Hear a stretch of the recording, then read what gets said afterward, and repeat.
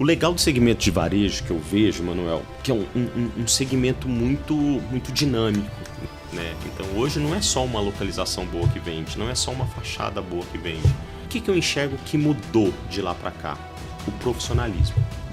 Né? E por conta dessas mudanças no mercado, até do próprio consumidor, sobre ter mais cuidado na sua compra, fez com que o corretor se capacitasse mais. Então isso faz com que também o incorporador se preocupe mais no que lançar, no que entregar para o seu cliente.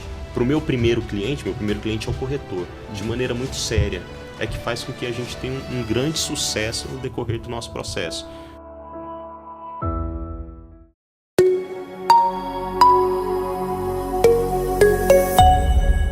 Fala galera, tudo bem? Sejam muito bem-vindos ao 26º episódio do Ink Talks.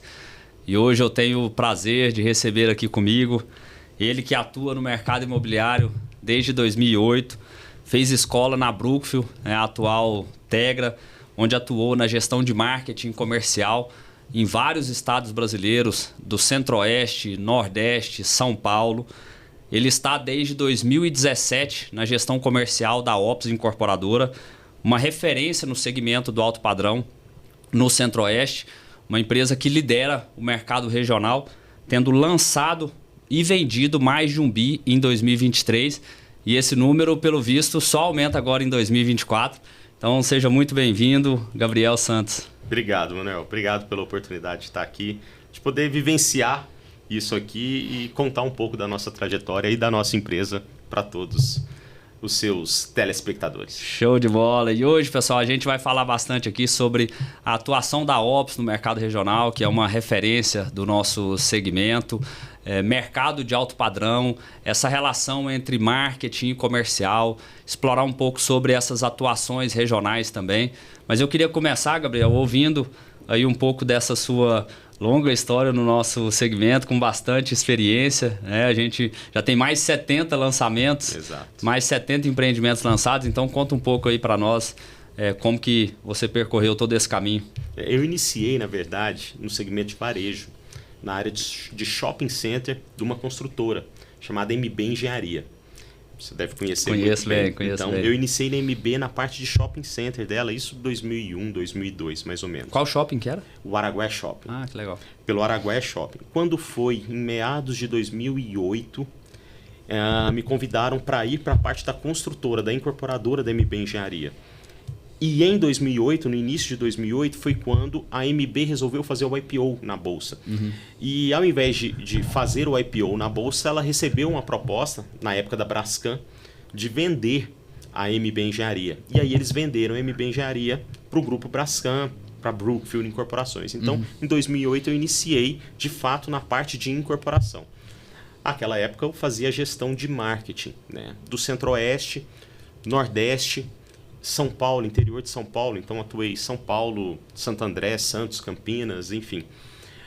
Quando foi mais ou menos nesse meio tempo, eu mudei para Fortaleza para cuidar do Nordeste, que a gente tinha Salvador, Recife, Natal e Fortaleza. Mudei, fiquei em Fortaleza há algum tempo e voltei para Goiânia, porque a gente lá a gente já tinha resolvido que a gente tinha um grande volume para ser lançado aqui na Regional do Centro-Oeste, especificamente Goiânia, Distrito Federal, Cuiabá e Campo Grande. E aí eu voltei para cá, foi quando eu migrei para a gestão comercial. Então, da gestão comercial, fiquei até findar a Brookfield aqui na Regional Centro-Oeste. Foi um dos objetivos que eu tinha, eu recebi essa proposta de fechar a empresa por uma questão estratégica deles em 2015. Então, até 2017, eu tinha que entregar um certo número de VGV em estoque para eles, de fato, fecharem. Quando foi em meados de 2017, junho, julho de 2017, eu entreguei, né, esse número para eles. Recebi a proposta para ir para São Paulo, para atuar pela Tegra. Lá eles já tinham feito essa migração, né? Então aqui ficou como Bisa, lá já tinha mudado para a Tegra. Bisa era Brookfield Incorporação S.A., né? Que era o nome dela na Bolsa de Valores. Porque a gente usava Brookfield, só que a canadense Brookfield optou por retirar o nome, o nome de todas as empresas. Eu lembro quando eles fizeram o rebranding lá da companhia. Exato. E tudo. Foi quando o Bira assumiu, né? Foi quando o Bira assumiu, e aí o Bira falou assim, poxa, esquece, vamos fechar, vamos concentrar os nossos esforços em São Paulo, capital. E aí eu optei por ficar aqui por uma questão pessoal minha, eu optei por ficar. Foi na sequência, até antes de sair, eu recebi a proposta de conversar na Ops Incorporadora. E aí eu sentei, a gente conversou, a priori a proposta da Ops era para eu assumir a Regional de Palmas, de umas obras que nós tínhamos lá em Palmas. Eu recuei, mas montei uma diagnose para eles, né, do cenário que estava passando naquela época em Palmas, e eu acho que eu atendi a expectativa deles nisso, e aí me chamaram para eu cuidar dos estoques dos prédios comerciais da Ops. Né, acho que a gente não precisa entrar no mérito o que aconteceu para aquele volume de estoque de prédios comerciais, enfim, de tudo que aconteceu naquele momento, e a Ops tinha um estoque comercial muito grande. Então eu entrei para solucionar o estoque comercial da Ops. E coisa de 1 ou 2 meses houve uma mudança na gestão comercial da Ops, e aí eu passei a assumir, né, não só os empreendimentos comerciais, mas também os empreendimentos residenciais. De lá até aqui houve uma outra mudança na gestão, o qual a gente optou por deixar uma estrutura mais horizontal entre nós, né? Não ter tanta hierarquia, porque a gente viu que, e você sabe muito bem disso, no comercial você precisa ser muito ágil. Então, quanto mais alçadas você tem, né, a probabilidade de caminhar mais lento é maior. Daí a gente optou por horizontalizar, né, o nosso departamento, e eu passei a assumir a gestão de lançamentos da Ops. Né? Então, hoje, o meu papel é fazer os lançamentos da Ops, colocar o lançamento no mercado. Né? Lancei. Depois de um certo período de lançado, a depender do produto, a gente não tem uma data muito certa. Isso que eu ia perguntar, qual que é a definição disso? Assim, varia muito de produto para produto. Então, muito da liquidez, da velocidade, enfim. E aí a gente vai mencionando isso. Depois de um certo período, eu repasso isso para outros gestores, aí os outros gestores pegam isso e vão até o findar, né? Até, a gente costuma brincar, até fechar a SPE. Então, essa é a minha história para entrar dentro da Ops. Então, com orgulho eu digo que até hoje eu passei por 2 empresas só na minha vida. Que legal, cara. Mas na sua época você chegou a atuar fora do segmento imobiliário também? Você falou que entrou no varejo. Na época do varejo, qual que era as frentes de atuação que você tinha participado? Na época que eu trabalhava no varejo, no shopping, eu atuei na parte de marketing, comecei na parte de marketing e migrei para a parte comercial de shopping center. Né? Então, de atender lojista, de fechar contrato com lojista, enfim. E depois, quando eu fui para a incorporação, eu voltei para a área de marketing. E depois migrei de novo para o comercial.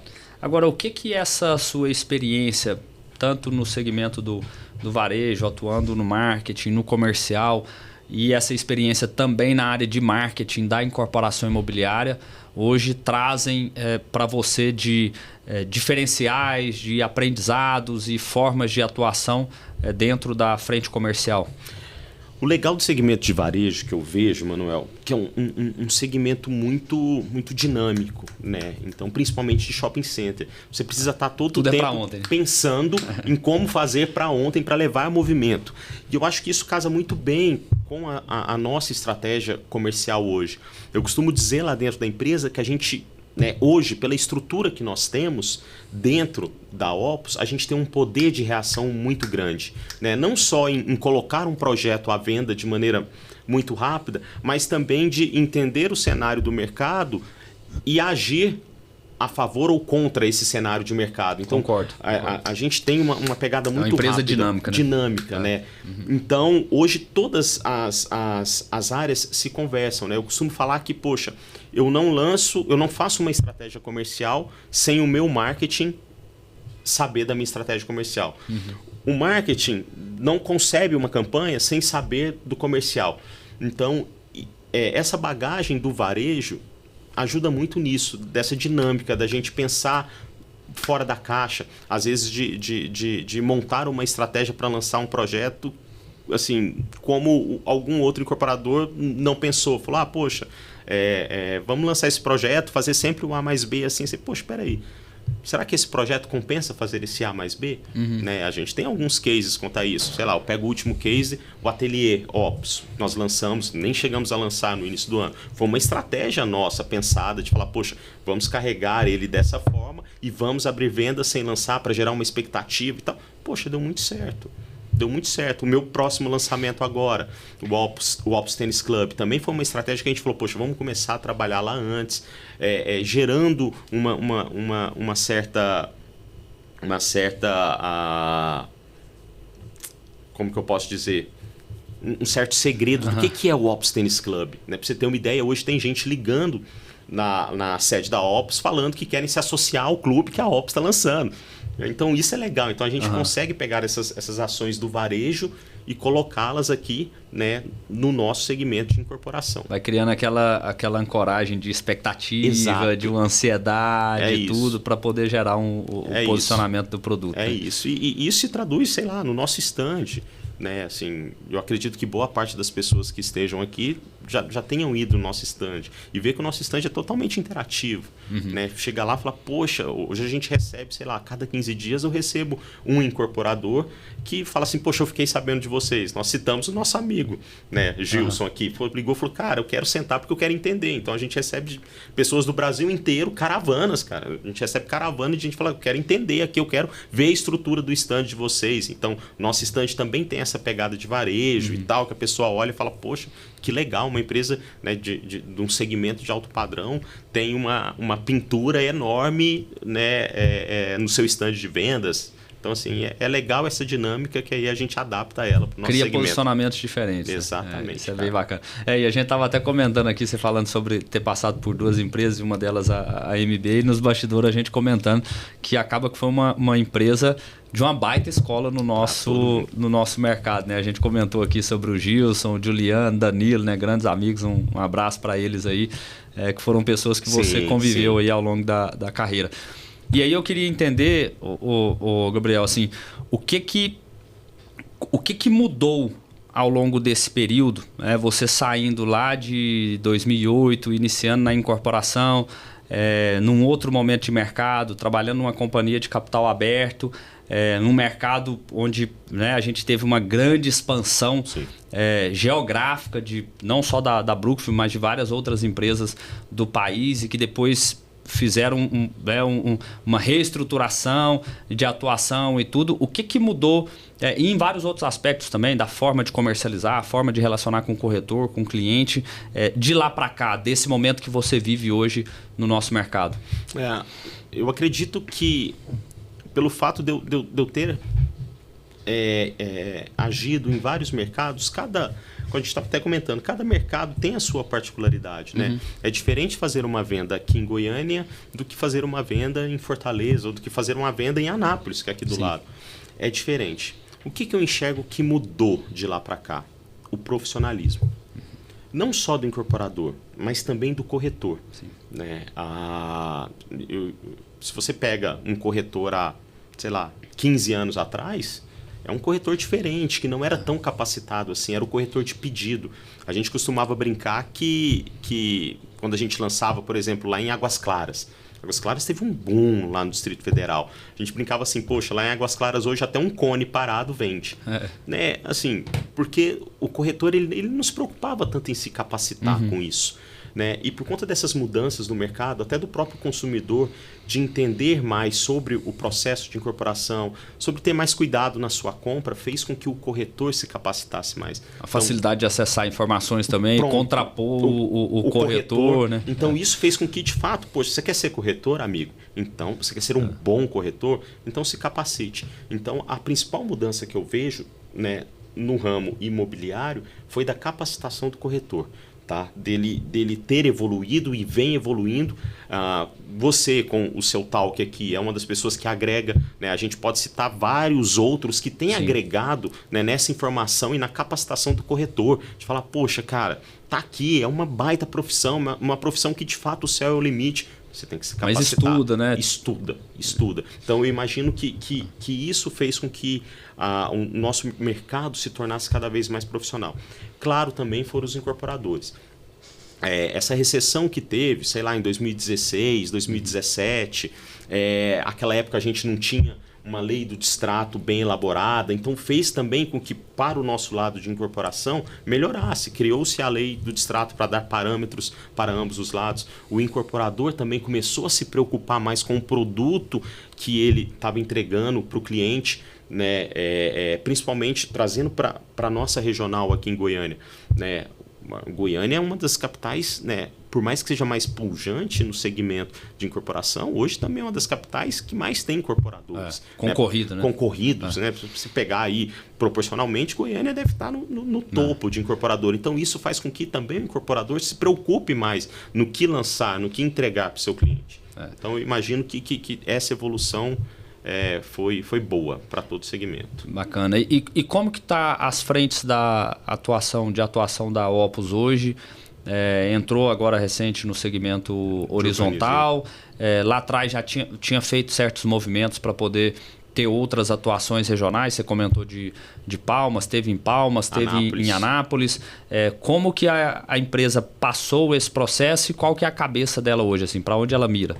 Hoje a gente opta por crescer aqui em Goiânia em outros segmentos, tá? Em outras frentes, como urbanismo. Então, ao invés de expandir a nossa operação para outras cidades, né, ou para outros estados, não.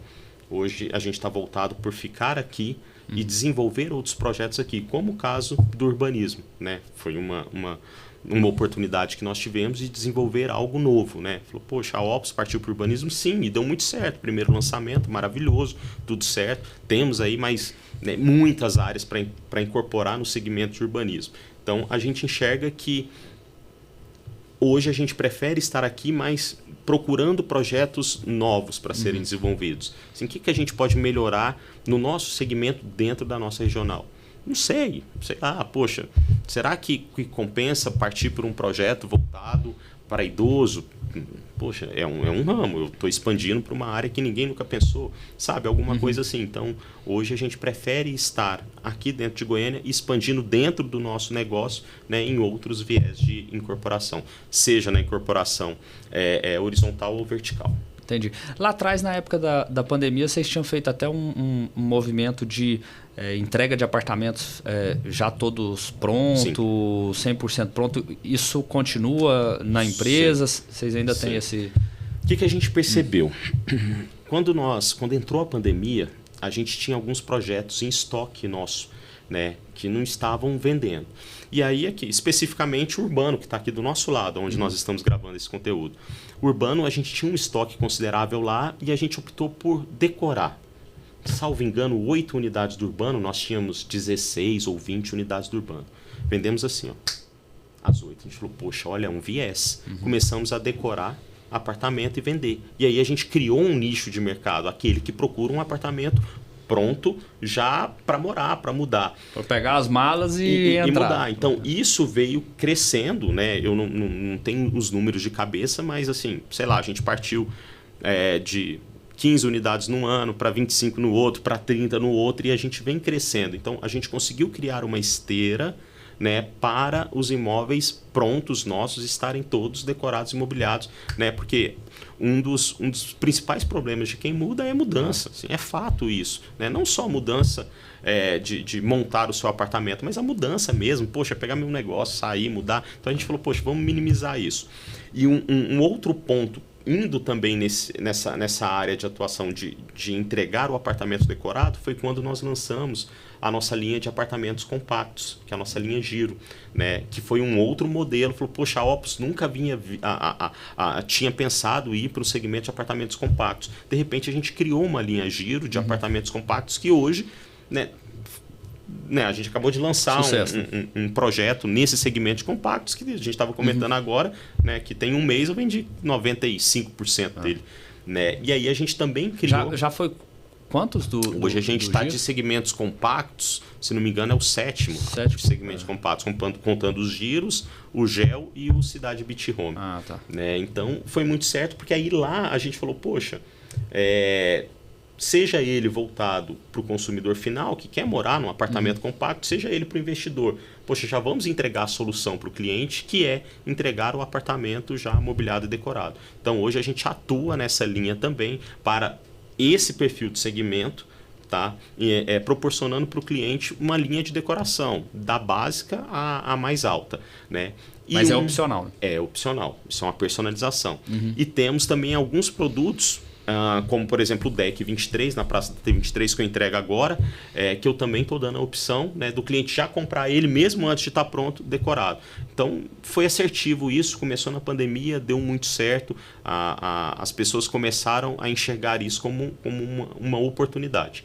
Tá? Não só de receber seu apartamento decorado, mas também de fazer conta, sabe, Manuel? Assim, poxa, é diferente eu ir e montar 20 apartamentos do que você ir montar um apartamento. Não, sem contar o trabalho, né? Assim, sem tirar, só a parte financeira. É o tipo de coisa que geralmente o cliente minimiza o problema que ele vai ter e a dor de cabeça que ele vai ter para poder realizar isso. E na hora que, como vocês acabam tendo uma recorrência, isso aí era um outro ponto que eu queria comentar depois também, né? A recorrência que vocês têm de clientes de carteira que acabam assim, comprando Opus. E como vocês acabam tendo essa recorrência, talvez numa primeira oportunidade o cliente até fala, não, isso aqui deixa que eu mesmo resolvo lá na frente, não vou pagar esse preço agora e tudo, mas na hora que alguém enfrenta essa dor de cabeça, provavelmente no segundo, no terceiro já opta pela facilidade. Já vai, e isso é fato, como pegando esse gancho seu da recorrência.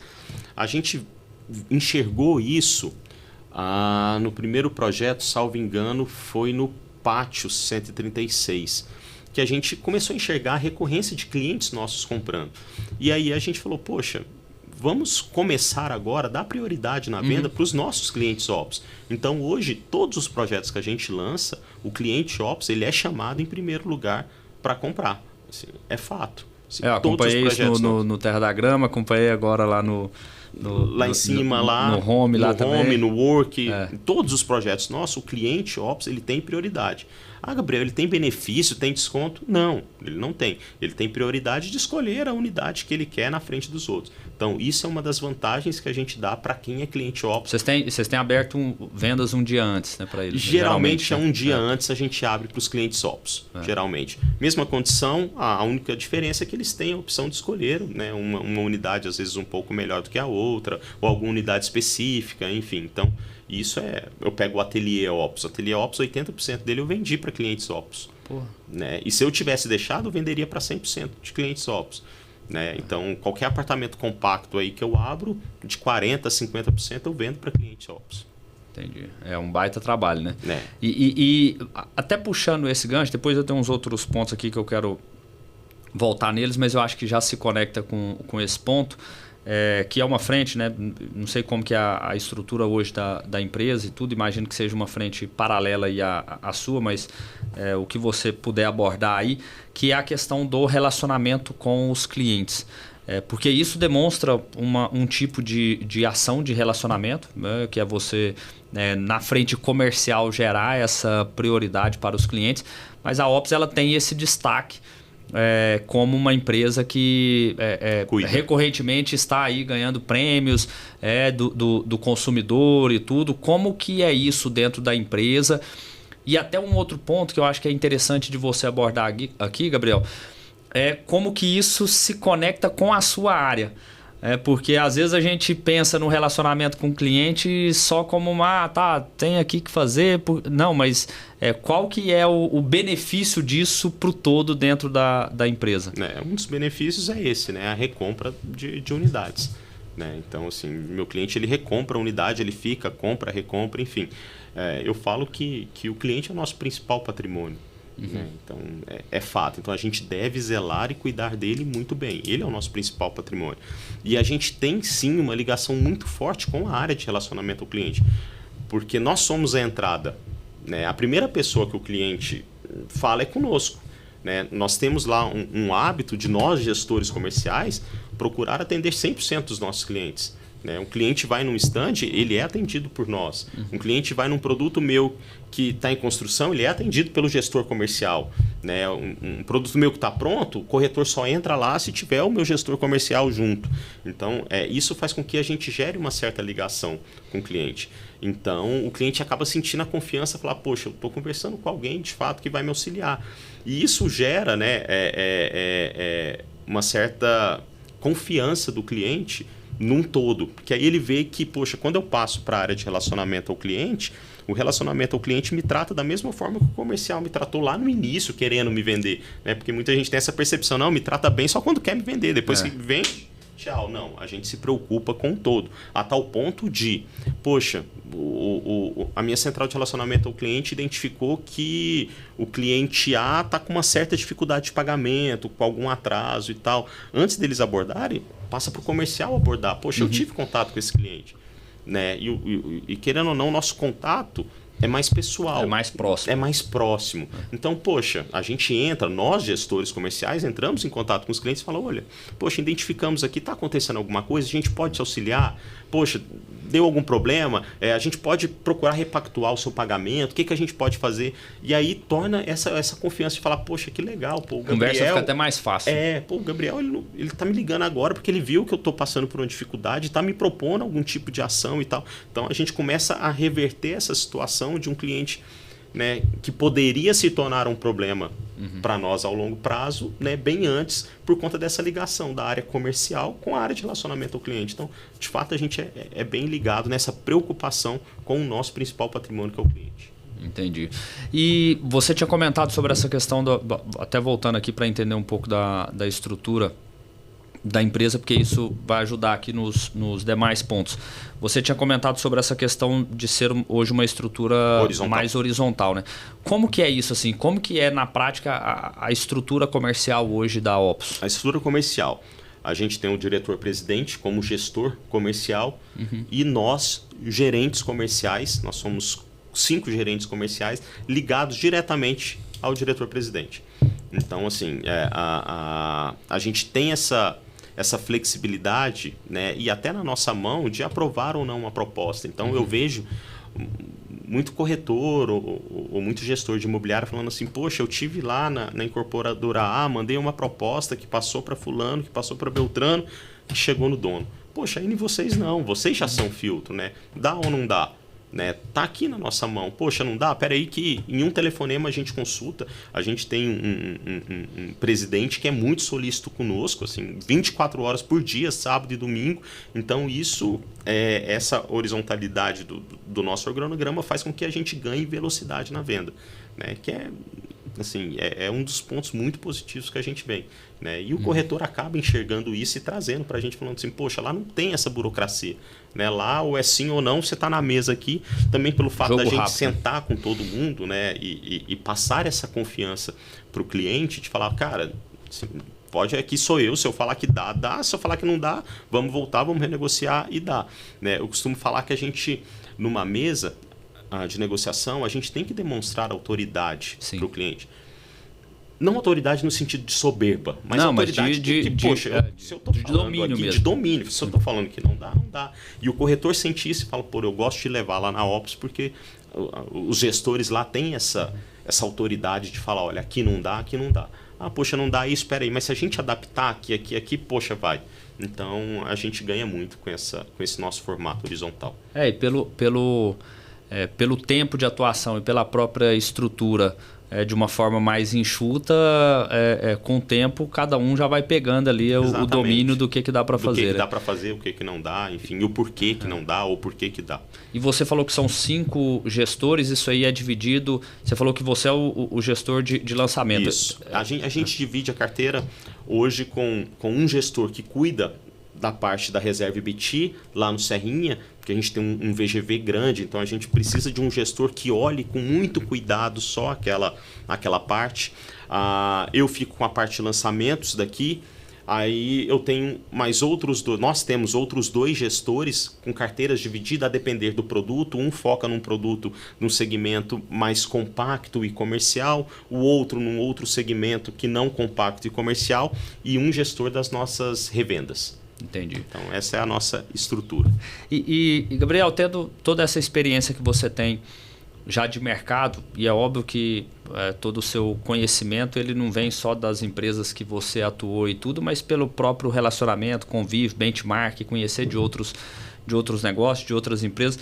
O que você enxerga que são os principais diferenciais da atuação da empresa hoje?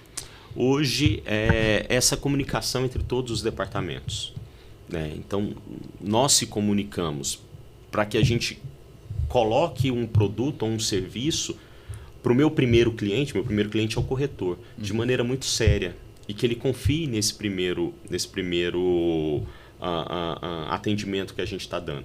Então, hoje, o que eu vejo que a gente consegue é a nossa estrutura mesmo, assim, de entregar para o corretor algo que ele consiga vender e consiga entender que é o melhor para o seu cliente, né? Então, não só na forma de abordar o corretor, na forma de tratar o corretor. Então, o corretor hoje ele sente prazer de ir nas nossas centrais, porque ele fala, poxa, eu chego lá, a nossa porta está centrada. A gente fica no stand de vendas, a gente não fica no escritório. Né? A gente tem que ficar no stand lá. A nossa porta é sempre aberta para o corretor entrar a hora que ele quiser. Né? Nós todos temos o hábito de chegar no stand, sair cumprimentando o corretor por corretor. Né? E aí a gente começa a gerar essa credibilidade, essa simpatia com o corretor. É um relacionamento de confiança. É o relacionamento de confiança. Então, hoje o corretor tem confiança. Né? Por vezes eu já vi o corretor falar assim, poxa, eu não vou passar o contato do meu cliente para aquele gestor da incorporadora, porque eu não confio nele. Hoje o corretor passa o contato com ele e fala, cara, liga lá para o meu cliente, toma aqui, resolve para mim. Tem corretor hoje em dia que tem tanta confiança na gente, fala, eu estou viajando, meu cliente é esse daqui, fala com ele, fecha negócio e me paga. Então, né, eu acredito que essa estrutura nossa, que hoje a gente tem de abastecer o meu primeiro cliente, é que faz com que a gente tenha um grande sucesso no decorrer do nosso processo. Né? E que eu digo estrutura é isso mesmo, a estrutura lá do meu marketing que faz e que entrega bem feita, a estrutura do comercial que atende bem, a estrutura da minha secretaria de vendas, que hoje gera... Extremamente importante. Extremamente. Hoje, em lançamento, minha secretaria de vendas gera, em um dia, 250 contratos. Então, né, tudo certinho, minha secretaria de vendas entrega um contrato na mão do corretor em 5 minutos. Né? O meu TI que faz com que isso aconteça, então o meu relacionamento que cuida de tudo, o nosso formato de atender um cliente, então a gente procura, né, selecionar a maneira certa de atender um cliente a depender do perfil do produto, então isso tudo é uma esteira muito grande, né, que a gente chega e entrega para o corretor algo que ele fala, poxa, se eu levar lá na Ops, eu sei que eu vou estar muito bem abastecido e o meu cliente vai estar muito bem abastecido. Que bacana, cara, assim, e é legal ver essa visão de vocês, essa visão sua aí, de entender que tudo isso está a serviço do corretor. É que eu sempre... a gente lá na Domi também tem essa mesma tônica, né, que o nosso primeiro cliente é o corretor. E acaba que isso é algo que, né, reverbera no mercado, mas eu sempre brinco muito o seguinte, assim, falar que o corretor é o primeiro cliente, muita gente fala. Agora, entregar nem todo mundo entrega. Hoje mesmo, eu vou fazer um meet, eu não sei que dia vai ao ar o talk, mas eu vou fazer um meet amanhã. Né? E aí, hoje eu recebi uma ligação de um corretor falando, mas meu cliente quer ver o decorado e tal e tal. Eu falei, cara, entendo que o seu cliente quer ver o decorado, mas o meu cliente também quer ver o decorado, que é o corretor. Então, a prioridade de conhecer o decorado é o corretor. Depois seu cliente vai conhecer no momento certo. Né? Porque, poxa, se o corretor não compra o meu produto, ele não vai passar para frente. Não adianta nada eu ter um belo produto, demonstrar isso para o cliente final, mas, poxa, se o corretor não comprar, né, Manuel, não vai, a coisa não anda. Não tem jeito. Que é ele que vai trazer para mim. E é o que eu falo, assim, eu sempre bato muito nessa tecla. Tem que ser real, né? Tem que ser verdadeira essa entrega. Né? Ele tem que entender isso. E ele entende isso em todo o processo, né? Não só no processo agora de um meeting, para eu mostrar para ele, explicar para ele, dar prioridade para ele conhecer o meu decorado, mas também num processo de abertura de vendas transparente. Hoje o meu processo é transparente, né? Eu não faço reserva de espelho para imobiliária A, para imobiliária B, meu espelho é para o cliente que ele trouxer, né? E ele enxerga isso, né? Você pega aí, como você disse que acompanhou a abertura de vendas do Cidade Beach Home. Né? Foram mais de 200 unidades vendidas em 2 dias de maneira muito transparente, o qual eu não tive nenhum problema com o corretor. E ele fala, poxa, lá na Ops é transparente, de fato, se eu fiquei sem unidade foi porque eu comi cheguei tarde. Então, hoje, a gente tem esse respaldo, assim, quando o corretor fala, poxa, fiquei sem unidade. Eu falo, poxa, eu sei que não foram vocês, né? Não foi vocês que pegaram essa unidade, passaram para A, passaram para B, enfim. Então, hoje esse processo, igual você falou, né? Não é só no papel, a gente mostra isso pro corretor. Bacana. E agora falando de clientes finais, o que de uma forma geral, né? A gente sabe que a empresa tem muito cliente, tem vendido bastante, mas de uma forma geral, o que é o perfil do cliente Opus hoje? Hoje a gente pega um perfil muito grande, né? Visto que eu atuo com produtos hoje de 45 metros a produtos de mais de 700 metros quadrados. Então a gente consegue atingir uma gama de clientes muito grande, né? E o fato da gente, né, ter esses projetos de uma tipologia menor, 45, 78, 74, eu consigo atingir um público que antes achava ter um Opus algo inalcançável. Né? Então hoje ele consegue ter um Opus, né? E é engraçado, Manuel, é gostoso quando você está na mesa com o cliente, ele assinando um contrato, ele começa a chorar e falar, poxa, eu consegui comprar o meu Opus. Então hoje o nosso leque de clientes é muito grande, né? Muito grande. Então vai do consumidor final, o investidor, aquele que está comprando o primeiro imóvel, aquele que está comprando, né, o seu imóvel dos sonhos. Então a gente atende todo mundo, Brasil afora, mundo afora, enfim, hoje a gente consegue atingir, né, uma gama muito grande de clientes. Isso que eu ia perguntar, tem venda para fora? Vocês têm número do que é a representatividade disso e principais regiões? Salvo engano, o ano passado foi quando nós fechamos, nós chegamos a vender para 20 estados brasileiros. Fora do Brasil também nem se fala. Mundo afora a gente vende o nosso, voltando à área de relacionamento ao cliente. Nosso relacionamento ao cliente, ele tem uma esteira de entender o cliente fora do Brasil para vender para ele, assim, muito fácil. Então hoje eu faço uma venda, meu relacionamento já tem o processo, já manda para o cara e fala assim, poxa, é assim que você vai prosseguir com a sua compra. Então a gente faz. Da onde que está vindo esse cara se está concentrado em alguma região? O que eu noto? A região norte hoje, ela está consumindo muito o nosso produto. E norte que eu digo é do Tocantins ao Amapá. Assim, vem consumindo muito o nosso produto. Muito pautado pelo agronegócio? Acredito que sim. Acredito muito pautado pelo agro e pela pecuária, Manuel. Muito.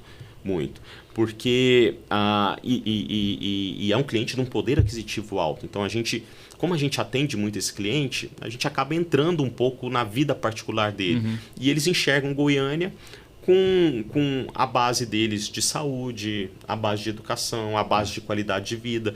Então, poxa... É a capital dessa região. É a capital dessa região. Então, eles preferem estar aqui e como tem um poder aquisitivo e Goiânia tem um deslocamento fácil, né, seja por via terrestre ou via aérea para eles preferem ter a sua base aqui do que manter a sua base familiar lá. Então, a gente tem atendido muitos clientes dessa região. E não só no ramo residencial.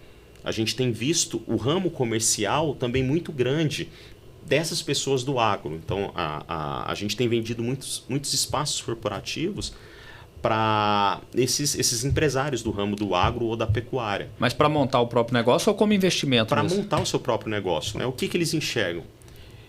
Eu estou fora, às vezes, uma mão de obra cara, porque a mão de obra, né, é cara, e às vezes não tão qualificada como uma mão de obra aqui. Então compensa, hoje eu consigo estar apartado, né, a minha parte operacional da minha parte administrativa. Então eu posso montar minha parte administrativa aqui apartada da minha parte operacional, tendo uma mão de obra mais qualificada e pagando mesmo pela mão de obra. Então a gente enxerga que a gente está vendo também essa base sendo montada aqui não só para investimento, mas também para montar a estrutura mesmo. A sua estrutura fixa. A gente anda vendo muito isso. Que bacana. E Gabriel, quais têm sido as principais formas de prospecção e atração desses clientes? Principalmente quando a gente fala dessas regiões fora de Goiânia. Parceria com o meu primeiro cliente, corretor. Assim, é o primeiro ponto. Assim, a gente procura fazer parceria com o corretor não só aqui, mas também fora daqui. Né? Mas vocês fazem algum marketing interno para essas regiões também? Por enquanto não. Por enquanto não. O marketing de vocês fica direcionado é muito direcionado aqui. A gente tem feito alguns estudos para poder começar a prospectar fora, mas eu acredito que ainda está faltando a gente amadurecer mais esse processo, porque o investimento digital, por exemplo, né, online, às vezes ele é muito obscuro. Né? A gente, hoje, e isso eu acredito que seja um problema de muitos incorporadores, de não conseguirem tangibilizar o valor investido. Então, sei lá, eu estou investindo X, será que eu estou convertendo X mesmo? Será que se eu investisse 3 vezes X eu converteria mais? Então a gente está procurando entender essa dinâmica para agir mais. Nosso cliente hoje é muito relacionamento. Né? É muito relacionamento, não só do corretor, mas da Opus também com ele. Né? Não é à toa que eu tenho essa recompra de unidades, né, de clientes, por conta de relacionamento, de confiança na marca. E idem corretor. Né? Eu falo que o bom corretor é aquele que se relaciona. Né? Eu já vi corretor vender uma vez para o cliente, esquecer ele, 3 meses depois o cliente voltar com outro corretor e comprar 3 vezes mais do que ele comprou do primeiro corretor. E o corretor fica sabendo, ele volta e fala, pô, eu falei, cara, mas e aí? Ele falou, esqueci do cliente. Cadê o seu trabalho? Cadê o seu trabalho? Então é relacionamento, eu falo isso para os corretores, se relacione, não esqueça do seu cliente. Não é porque ele acabou de comprar um imóvel na faixa de 5 milhões de reais que ele não pode daqui 2 meses comprar um para investimento de 500 mil, ou outro de 5 milhões de reais, ou outro de 3 milhões de reais. Né? Eu falo Pelo assim, contrário, esse perfil de cliente, a chance é ainda maior dele comprar mais imóveis assim, do que o... Não é o seu bolso, não pense com o seu bolso, pense com o bolso dele.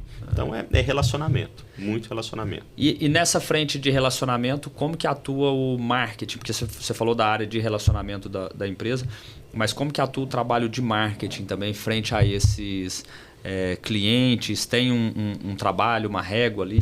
Tem uma régua. Hoje a gente tem uma gestora de marketing focada em relacionamento com o cliente, por exemplo. Interessante. Em propor experiências para os nossos clientes. Desde o ingresso dele no meu stand até a finalização da assinatura do contrato. Então a gente tem sim um modelo desenhado para acompanhar o cliente desde que ele entra no meu stand até ele assinar o contrato. Né? Depois disso vem a outra parte de relacionamento ao cliente. Aí já é a parte de relacionamento ao cliente. Mas hoje no departamento de marketing eles fazem isso. Né? Então a gente tem toda essa esteira para acompanhar o cliente e encantar o cliente. Né? Hoje não é só atender, é encantar o cliente até a assinatura do contrato. E a gente, depois que a gente começou a entender esse processo, nossa conversão aumentou consideravelmente. E como que vocês trabalham dados hoje dentro da empresa, principalmente nessas duas frentes? Não sei se na área do marketing você está diretamente tão envolvido assim, mas na área comercial também. Como que vocês têm trabalhado essa gestão de dados, apurado e utilizado os dados daquilo? Porque como o volume de vocês é muito grande, tanto de venda, mas na hora que você abre o funil, né, de tratativa, de leads ali, de visita, né, acaba sendo números ainda maiores. Como que vocês têm explorado isso? Hoje, de fato, a gente tem um sistema totalmente interno nosso, onde a gente consegue ter uma visão do todo, né, do todo, não só do cliente, mas da imobiliária. E a gente sempre procura entender o motivo pelo qual, principalmente, que o meu cliente não comprou. Né? Então, por vezes, nós, quanto gestores, a gente entra em contato com cada cliente que pisou lá e não comprou. Então, não é simplesmente uma pesquisa que você pega e manda, poxa, né? Vou mandar uma pesquisa aqui, se o cara respondeu, se não respondeu, não respondeu. Não, por vezes vocês vão pessoalmente atrás nós vamos atrás para entender, falar, poxa, o que aconteceu? Então a gente tem sim, e a gente utiliza bem esses dados que a gente consegue captar do cliente, né? E do corretor também, né? Hoje o meu corretor também recebe uma pesquisa, ele, né, como ele é o primeiro a ser impactado pelo meu negócio, o corretor também recebe uma pesquisa e eu procuro entender, né, tirar do corretor qual foi a interpretação dele do meu produto, do meu projeto, do meu decorado, até mesmo antes de começar a apresentar para o cliente final. Que aí nisso aí de repente cabe ajuste de rota, redirecionamento e tudo. Cabe, com certeza cabe. Com certeza cabe. Ô Gabriel, e como que vocês enxergam aí do papel da inovação? Como que isso tem afetado as estratégias de vocês, marketing comercial? Você falou sobre a questão da interatividade, né, dentro da central de vocês, mas em outros aspectos também, o que vocês têm enxergado e até projetado aí como termos de futuro daquilo que obviamente você já pode compartilhar, né? A gente de fato tem um comitê que discute, né, semanalmente todas essas evoluções que a gente vem passando né, que é composto pelo marketing comercial, desenvolvimento de produto, engenharia, para a gente entender aonde que cabe essas inovações, né? E para poder trazer e entregar para o nosso cliente algo novo. Não só na parte de tecnologia, mas também de projeto, de entender. Porque, como nós falamos, né, mais cedo, o cliente hoje em dia ele está muito mais entendedor do projeto, né? Então, hoje não é só uma localização boa que vende, não é só uma fachada boa que vende. Né? Hoje o cliente consegue interpretar uma planta. Né? Hoje eu discuto planta com o cliente, que ele chega e, poxa, interpreta a planta. Né? Então, a gente vai muito atrás disso. Agora, a tecnologia é muito implementada no encantamento do cliente. Né? Por exemplo, convido vocês aqui para irem no meu novo decorado, que eu vou inaugurar ele amanhã, para vocês entenderem o que eu estou falando de inovação e de tecnologia nele. Algo já está aceito o convite. Já está aceito. Assim, eu faço o desafio aqui que eu tenho certeza que você e sua equipe nunca entraram num decorado tão tecnológico quanto o meu. Pô, que bacana, cara. E aí é onde a gente procura, de fato, tá agregando essa tecnologia a nosso favor. Né? Nossa agência hoje trabalha muito, por exemplo, nossa campanha, salvo engano, quase ela toda é feita com inteligência artificial. Né? Da parte das criações. Da parte das criações, tudo inteligência artificial. Então, a gente procura adaptar isso muito à nossa realidade, principalmente no encantamento do cliente. E no produto, como que tá isso? Assim, porque acaba que a tecnologia, né, é uma visão minha, né, e aí você pode colocar aqui como que é a visão de vocês. De um lado a gente tem tudo aquilo que está sendo novidade em termos de tecnologia e tudo. De outro lado a gente tem que ver o que cabe num empreendimento como solução e o que o cliente paga a conta, né? Porque muitas vezes a gente fala, nossa, isso é legal pra caramba e tal, não sei o quê, mas na hora que você apresenta pro cliente, você vai pagar tantos reais a mais no seu imóvel por conta disso. Manoel. E acaba que é uma linha muito tênue as tomadas de decisões quando vai fazer esse tipo de inovação, né? Exato. Então a gente fica testando. Novamente, lá no meu decorado você vai ver uma parte tecnológica que a gente está apostando num diferencial, assim, que fala, poxa, acredito que o cliente vai pagar por isso. Mas é muito disso mesmo, né? De falar, poxa, será que ele pagaria por isso? Será o que a gente pode adaptar de outros mercados para o nosso? Né? Eu costumo muito pesquisar no mercado automobilístico. Né? O mercado automobilístico toda hora tem algo novo, tecnológico e tal. Né? Hoje, pô, você liga seu carro pelo relógio. Né? Então, poxa, assim, que legal. E aí, o que a gente pode adaptar cada vez mais e o que o cliente paga por isso? Então, enxerga valor nisso e paga. Porque é caro, né? Hoje você não encontra nada, você vai ter que importar tudo. Então, assim, poxa, será que isso agregaria valor? Será que isso ele pagaria? Né? Hoje, o cliente ainda, por mais que a gente, no nosso mercado aqui, né, teve esse up no que tange a valorização do projeto e tal, hoje em dia o cliente... Alguns ainda não absorveram isso. Poxa, será que se eu colocar um negócio a mais tecnológico, será que isso vai facilitar ou vai dificultar a venda do meu produto?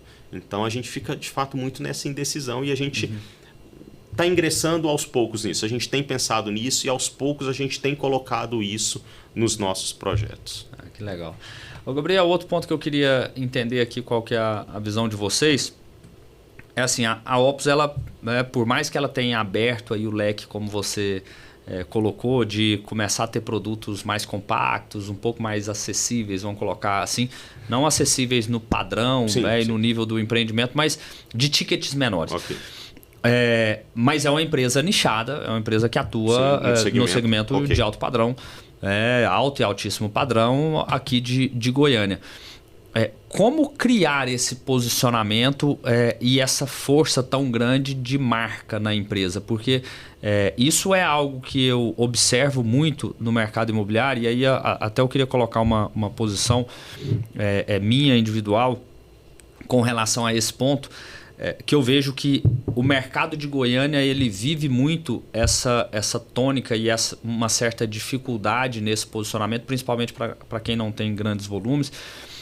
Que eu sempre falo o seguinte, cara, como aqui em Goiânia tem muitas parcerias e empreendimentos ali com 2, 3 empresas, às vezes no mesmo empreendimento, eu enxergo uma dificuldade muito grande de um posicionamento de marca na verba do produto e no marketing do produto, do empreendimento, porque você acaba tendo que priorizar o posicionamento do produto, né, frente ao posicionamento da empresa. E aí, assim, até recentemente comentei contigo, a gente está abrindo agora uma frente de atuação da empresa em Santa Catarina, então recentemente estive lá no litoral de Santa Catarina, fazendo visitas lá, e lá a gente vê uma tônica de muito posicionamento institucional das empresas. Você roda ali a BR-101, placa não é do empreendimento, é placa da empresa, da incorporadora, porque eles têm um foco muito grande em posicionar as empresas. Eu sei que a Opus faz marketing de produto, mas ela é uma empresa que conseguiu, de uma certa forma, posicionar ali, que é o que você falou. Nossa, eu consegui comprar o meu Opus, não é eu consegui comprar o empreendimento tal, como você citou o caso do cliente aí que chorou na hora da assinatura do contrato e tudo. Como criar isso? E principalmente você tendo esse trabalho misto de ter que posicionar produto, mas ter a força da marca acima do empreendimento. Como que você enxerga essa dinâmica? Famoso boca a boca. Eu acho que em Goiânia ainda tem muito disso, né? De um falar com o outro, principalmente onde a gente está nichado, né? Como você bem falou, a Opus tá nichado e esse público ele conversa muito um com o outro. Então a gente se preocupa muito em manter a nossa carteira e acaba que essa nossa carteira, né, nos vende institucionalmente. Né? Então muitos clientes falam, poxa, eu tenho um amigo que comprou o Opus e que foi muito bem. Às vezes a gente está numa visita em um projeto pronto nosso, em um produto que a gente tem estoque, e a gente encontra um cliente no elevador e ele fala, poxa, pode comprar e tal. Então, assim, é a preocupação muito mais com o nosso cliente. Tanto é que né, você não vê tanto a Opus indo para o institucional, como placas de outdoor falando de Opus ou online Opus. Não, porque a gente se preocupa muito. É melhor a gente manter a nossa base e tratá-la a nossa base muito bem para que ela faça esse papel, né, de falar bem da Opus. Né? Então isso volta para o trabalho do relacionamento com o cliente mesmo. Né? Acaba que ele vende a Opus para a gente, porque, poxa, ele é tratado tão bem, quem não gosta de ser tratado tão bem?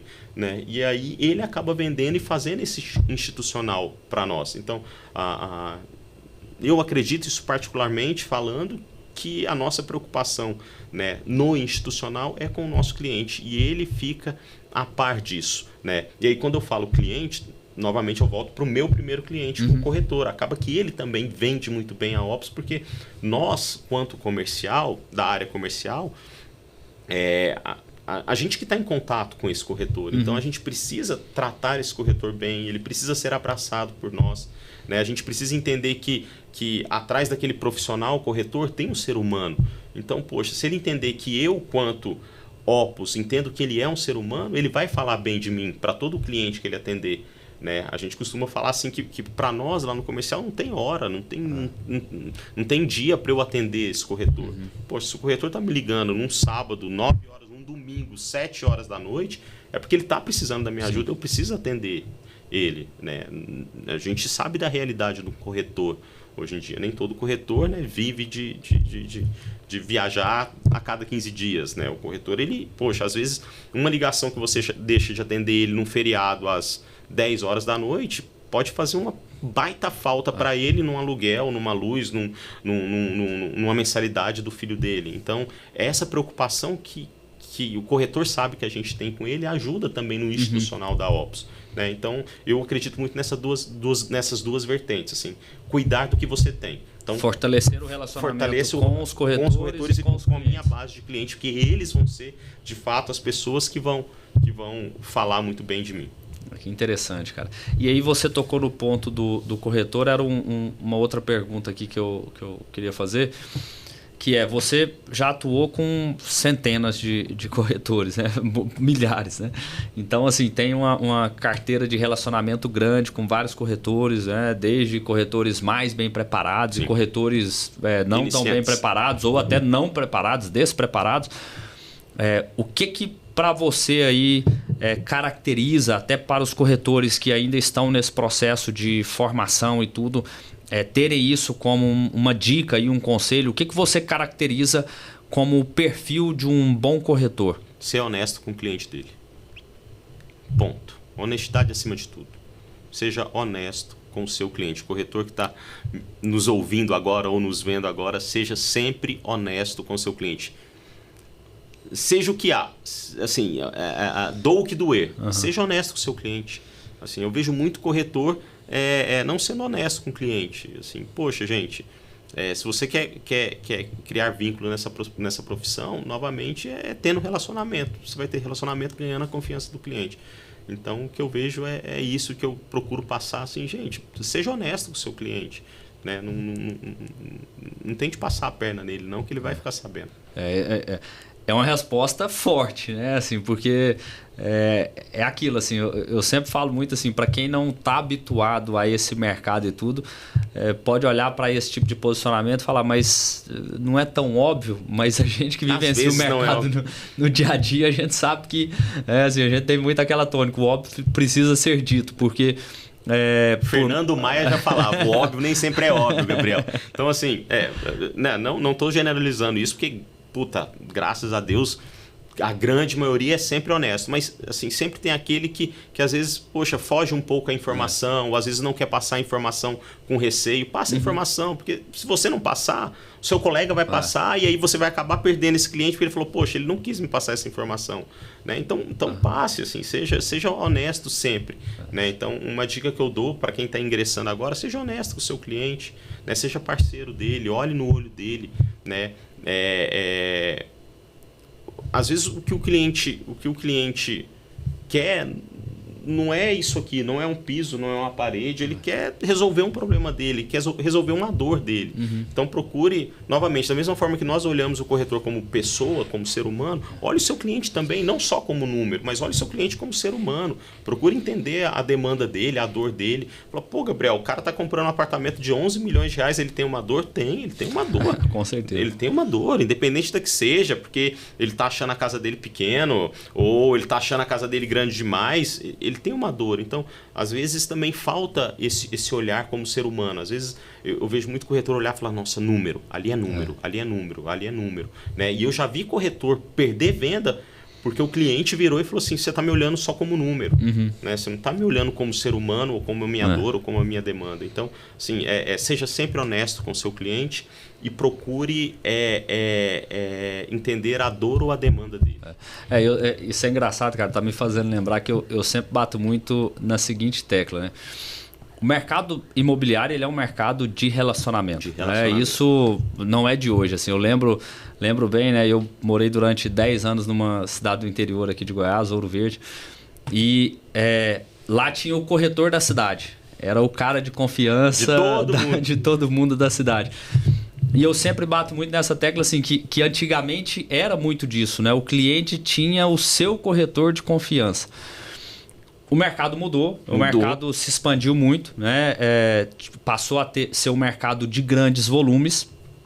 E eu acho que com esse crescimento do mercado, um dos erros que aconteceu no mercado de uma forma geral, uns mais, outros menos, é de achar que não precisava mais dessa relação de confiança.